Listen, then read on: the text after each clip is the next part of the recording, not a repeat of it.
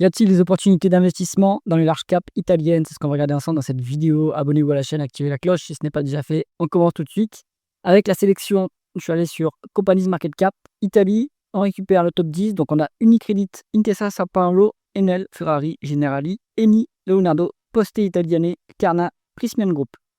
Vous avez préparé la watchlist comme d'habitude. Ici c'est Top Italie, évidemment. Hop. On est sur le symbole de cotation boursière de l'entreprise, le nom d'entreprise, l'industrie dans laquelle elle opère, capitalisation boursière en dollars US, croissance du chiffre d'affaires en rythme annualisé sur 5 ans, multiple de valorisation par rapport au flux, VE sur EBITDA, ratio court bénéfice, ratio court free cash flow, multiple de valorisation par rapport aux actifs tangibles, rendement des capitaux investis, rendement des fonds propres, endettement en termes de dette nette sur EBITDA, rendement des dividendes, rendement d'actionnaires pour les rachats d'actions et ou la dilution free cash flow par rapport au bénéfice net et payout ratio qui est la proportion de bénéfices nets versés en dividendes. Première entreprise de la liste, Unicredit, la première banque italienne, 104 milliards de dollars de market cap, 14% de croissance du chiffre d'affaires en rythme annualisé sur 5 ans. Il y a eu de la croissance externe, il y a eu des fusions, donc c'est pour ça que c'est aussi élevé. 10,2 en PE, on est presque à notre niveau où ça commence à être intéressant. On va être en dessous de 10 en termes de PE pour une banque. Ici, c'est presque le cas. N'est pas de décote sur actifs tangibles, malheureusement, c'est ce qu'on veut. Un rendement des fonds propres à 15,2%, ce qui est bon pour une banque. On veut être au-dessus de 10 en rendement des fonds propres, vu le levier engagé qui n'est pas exposé ici.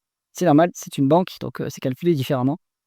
Bon, pas si mal en de qualité, 5,2% de rendement du dividende. On est sur du coup 5 milliards, 5-6 milliards de versés. On est à peu près à 50% en payout ratio, donc c'est soutenable à ce niveau. Donc Unicredit, intéressant, dommage qu'il n'y ait pas de décote sur actifs tangibles, sinon tout le reste est plutôt pas mal. Intesa Sanpaolo, 102 milliards de dollars de market cap, 9,7% de croissance du chiffre d'affaires en rythme annualisé sur 5 ans. Donc même topo, il y a eu la consolidation, il y a de la consolidation toujours en Italie, c'est normal. On continue à croître par acquisition. 11%, 11 en PE, en ratio court bénéfice. Bon, c'est un peu au-dessus de notre limite. 1,7 en prix sur actifs tangibles. Donc il n'y a pas de décote malheureusement. 13,5 en rendement des fonds propres. C'est convenable, c'est pas exceptionnel pour une banque. 7% de rendement de dividende. Donc ça nous fait à peu près 7,5 milliards de versés. Donc attention, le payout ratio est un peu élevé pour Intesa. Mais sinon, c'est plutôt pas mal. Pas de décote sur actifs tangibles, malheureusement. Pas de décote sur le PE. Donc un peu cher. Mais sinon, pas si mal que ça, on a dit, comme dossier. Avant de continuer, si jamais vous cherchez un portefeuille d'investissement passif et performant, cliquez sur le lien en haut à droite de l'écran. Et on continue avec Enel. Donc là, on est sur de la distribution d'électricité.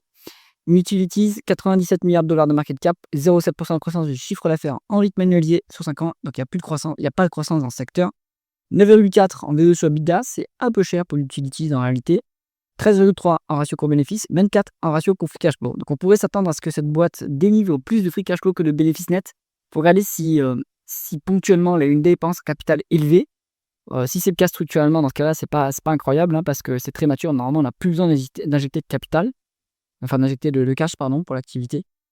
Donc à vérifier ce point, on est sur 8,3 en rendement des capitaux investis, qui est convenable pour une utilities, 2,7 en termes de dette nette sur EBITDA, donc on peut être endetté jusqu'à 5 fois pour une utilities sans problème. Donc ici, on est plutôt correct, convenable sur la dette. 6,3 en rendement du dividende, intéressant à ce niveau, 5% de rendement de l'actionnaire. Donc il y a des actions qui sont mises en circulation, il faut vérifier si ce sont des nouvelles actions qui ont été émises. Dans ce cas-là, ça dilue les actionnaires malheureusement. On a 77 en payout ratio et avec des free cash flow moins avec les bénéfices nets. Une partie du dividende a été versée à crédit, malheureusement. Donc, à voir si les free cash flow reviennent et qu'il y avait une dépense en capital ponctuellement élevée, pas de souci pour le dividende. Si ça reste à ce niveau-là, il ne va pas être soutenable ce dividende. Donc, attention. Ensuite, on est sur Ferrari, qui met automobile, mais ce n'est pas l'automobile en soi, c'est du luxe. 86 milliards de dollars de market cap, 13% de croissance du chiffre d'affaires en rythme annualisé sur 5 ans. Donc, c'est une forte croissance organique en plus. Bon dossier à ce niveau, 35 en valeur entreprise sur EBITDA, 51 en PE, 45 en free cash flow. Évidemment, ça se paye très cher, un peu trop cher à mon goût quand même si c'est du luxe. La croissance n'est pas exceptionnelle non plus, donc je trouve ça un peu trop cher quand même. On a 24 en rendement des capitaux investis, très bonne rentabilité, 0,6 en termes de dette nette sur EBITDA, donc le bilan est quasiment impeccable. On est à 0,7 en rendement du dividende, c'est pas exceptionnel, 1,7 en rendement d'actionnaire. Donc il y a des actions qui sont rachetées, est-ce qu'elles sont annulées? Il faut regarder. On est sur un payout ratio de 28%, donc le dividende a encore beaucoup de marge pour augmenter. Ils ont encore besoin, à mon avis, de réinjecter du capital dans la croissance organique. Donc c'est pour ça que le payout ratio reste un peu faible pour le moment. Donc Ferrari, il y a quand même un peu de croissance, hein, et il y a une bonne rentabilité. Donc à ce niveau-là, si vous tenez absolument à aller sur les Ferrari, on peut y aller, mais minimum 5 ans, parce que les multiples sont très élevés. Et donc, s'il y a une mauvaise publication, on peut se prendre une déconvenue assez forte. Si vous gardez ça sur le long terme, à mon avis, vous allez faire la croissance des bénéfices et elle sera, assez élevée, cette croissance des bénéfices. Donc, tout se passera bien sur ce dossier, mais il faut le garder à long terme. Ensuite, on est sur Generali, donc un assureur, 53 milliards de dollars de market cap, décroissance en rythme annualisé sur 5 ans. Ça sent la cession d'actifs, hein, je pense. Il faut regarder la croissance à périmètre constant. Pôle financier, on regarde le PE, 14, c'est trop élevé. Nous, on veut moins de 10 pour une assurance ou une banque. On veut une décote sur actifs tangibles. C'est pas le cas ici. 13 en rendement des fonds propres. C'est pas incroyable pour une assurance, hein, qui est aussi qui a du levier, hein, donc attention. 4,8 en rendement du dividende, ce qui est intéressant à ce niveau. 5,3 en rendement d'actionnaire. Il y a des rachats d'actions. Est-ce qu'elles sont annulées? Il faut regarder. On a un payout ratio à 53%, ce qui est soutenable pour ce dividende. Donc voilà, le seul attrait de ce dossier, ça va être le dividende. Vous n'avez pas les marges de sécurité nécessaires. Donc plutôt à l'écart de mon côté. D'ailleurs, les assurances se suivent structurellement à l'écart. Ensuite, on est sur Eni. Donc ça, c'est le numéro 1 italien du pétrole et du gaz. Malheureusement, il y a l'État au capital. Sinon, c'est un beau dossier, hein. 48 milliards de dollars de market cap, 6,6% de croissance du chiffre d'affaires en rythme annualisé de 5 ans. Là, il faut décomposer. Est-ce qu'il y a la croissance externe? Est-ce que c'est la croissance en volume? Est-ce que c'est la croissance via la variation des prix des hydrocarbures? Est-ce que c'est un mélange? Il faut regarder tout ça. 4,2 en VE sur EBITDA, c'est vraiment pas cher. On est à 20 en PE, mais on a 8 en ratio court free cash flow. Donc ce qui est plus intéressant, c'est de regarder les free cash flow plutôt que les bénéfices nets, hein, puisque c'est une boîte qui n'a plus besoin d'injecter du capital, donc d'injecter du cash pour développer la croissance organique. Donc on est plutôt sur une boîte qui génère structurellement les free cash flow et on est en moins de 10. Donc pas mal. Vous avez 10% de décote sur actifs tangibles en plus. Ça vous donne une marge de sécurité supplémentaire. On a 2,5 en rendement des capitaux investis. Ça, c'est très médiocre en revanche, hein. Donc là, il faut voir s'il y a quelque chose qui a impacté le résultat opérationnel, quelque chose de temporaire et de conjoncturel, parce que si on est structurellement à ce niveau, c'est trop faible, hein, comme rentabilité. 1,1 fois les EBITDA en dette nette, c'est bien, c'est soutenable. 7,5 en rendement du dividende, donc le dividende est colossal. Un peu de dilution peut-être, il faut regarder. Et on est sur un payout ratio de 124%, mais les free cash flow qui sont à 2,5 fois plus élevés que les bénéfices nets, donc en réalité elle est à 65%. Donc c'est soutenable à ce niveau pour Eni.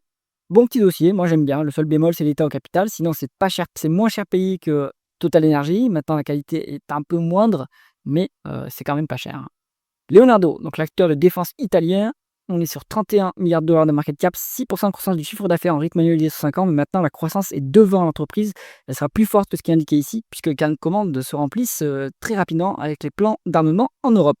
On est sur 16 en VE sur EBITDA et 41 en free cash flow. On n'a pas le bénéfice net, alors on a 1,1 milliard sur 31 de market cap. Bon, on est quand même déjà à 30 fois les bénéfices, hein. Donc le marché est déjà allé vite en besogne, hein, et ça se paye cher, mais Leonardo, à mon avis, il faut attendre un petit peu. On a 7,6 en rendement des capitaux investis, donc la rentabilité est plutôt convenable, c'est intensif en capital quand même. 1,7 fois les EBITDA en dette nette, un peu de dette, ça mériterait quand même d'être un peu abaissé. Peut-être qu'ils ont fait des acquisitions, hein, c'est pour ça qu'il y a de la dette qui monte. 1,1 fois le rendement du dividende, 1,1% de rendement du dividende, 0,6 en rendement d'actionnaire. Donc il y a potentiellement un peu de dilution. On est sur un payout ratio de 16,6%. Ça peut monter, mais ils ont besoin du capital maintenant ils ont besoin, pardon, des cash flows opérationnels pour développer l'activité, parce que maintenant il va y avoir de la croissance organique. Donc il ne faut pas s'attendre à ce que les dividendes montent beaucoup.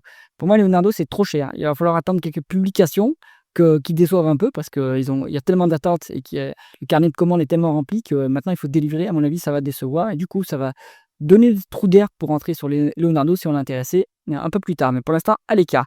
Ensuite, on est sur Poste Italiane. Donc, c'est la Poste italienne, mais ici, il le classifie en assurance. Donc, je pense qu'ils font l'assurance vie, si je ne me trompe pas, la dernière fois que j'avais regardé. Ils sont en 27 milliards de dollars de market cap, décroissance en rythme annualisé sous 5 ans. Donc là, ça sent la cession d'actifs également. Ils ont dû se séparer d'une activité. On est à 12,2 en PE. C'est cher. C'est encore un peu au-dessus de nos limites pour une assurance. 2,8 en price to tangible book value. Donc, pas de décote sur actifs tangibles. Donc là, on n'a pas les marges de sécurité nécessaires, hein. On a un rendement des fonds propres à 18%. C'est plutôt bon pour une assurance.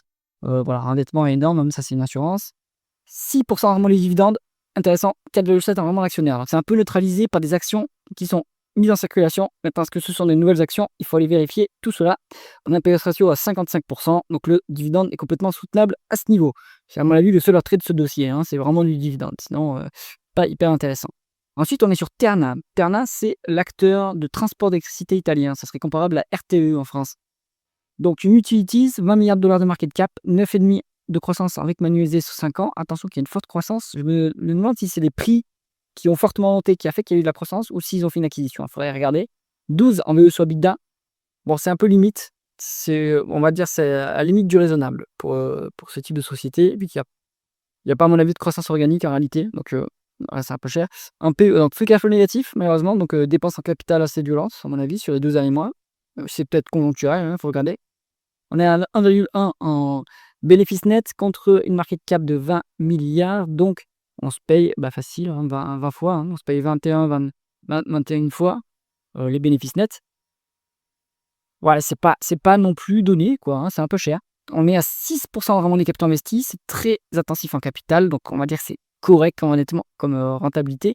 L'endettement est à 4,3 fois l'EBITDA. On peut aller jusqu'à 5 fois sans problème sur ce type de société, on dit qu'ils ont énormément de visibilité et des taux d'intérêt bas, donc pas de problème. 4,6% de rendement du dividende, complètement neutralisé par des actions qui sont mises en circulation. Donc si ce sont de nouvelles actions créées, ça fait mal, parce que ça apporte près de 5% de dilution, puisqu'on neutralise le dividende en plus. Donc pas exceptionnel. Et en plus, le dividende a été versé à crédit puisqu'il n'y a pas de free cash flow. Donc attention. Bon, je trouve ça un peu cher, Tana. Un peu trop cher à mon avis. Prismian, donc ça, Prismian, c'est le Nexans italien, mais à toute autre échelle. 20 milliards de dollars de market cap, c'est un leader mondial à ce niveau. Ils font des câbles électriques. On est à 10% de croissance du chiffre d'affaires en rythme annualisé sur 5 ans, donc forte croissance. C'est pas mal pour jouer la thématique de l'électrification. 13,5 en VE sur EBITDA, 27 en PE, 15 en price free cash flow. Plutôt une boîte qui, à mon avis, est mature d'un point de vue organique, donc le multiple de price free cash flow le plus intéressant à regarder.